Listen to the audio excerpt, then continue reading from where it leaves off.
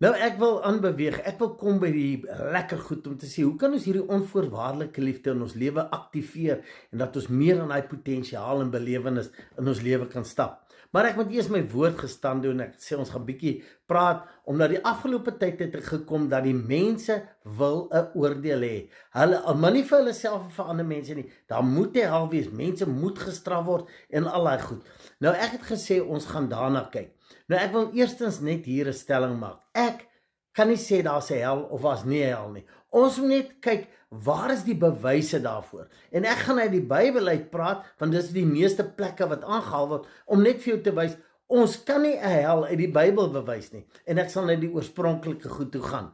Nou in die Ou Testament is die eerste plek waar daar gepraat word van 'n plek. En dit is Sheol, is die Hebreëse woord. Dit het gepraat van die doderyk, né? En dit was amper soos 'n oorgangsplek of 'n plek van rus of 'n tussengangplek. Almal wat dood is het soontoe gaan. Dis al wat hulle geweet het, want hulle het nie geweet wat gebeur met die mens na die dood nie. So dit is vir my baie enaardig dat die hele Ou Testament niks van 'n hel praat nie. Dis net 'n doderyk, né? En dan kom ons nou by die Nuwe Testament met die Griekse woorde.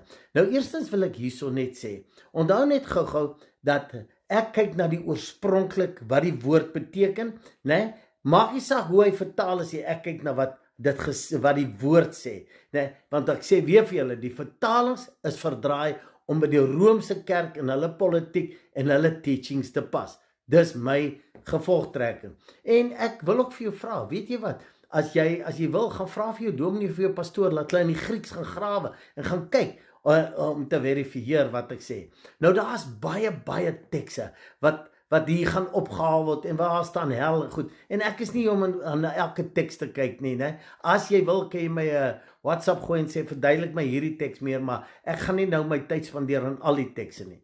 Nou ook net voor ek na die woorde kom, wil ek net dit vir jou sê.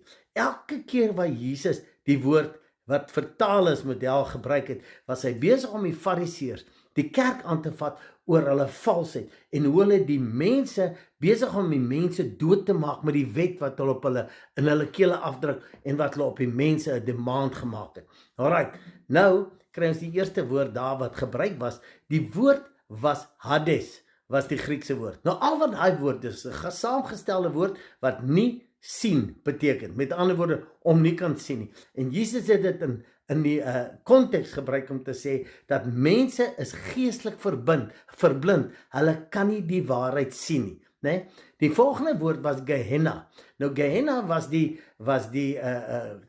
vallei van Hinnom. Dit was letterlik die asgate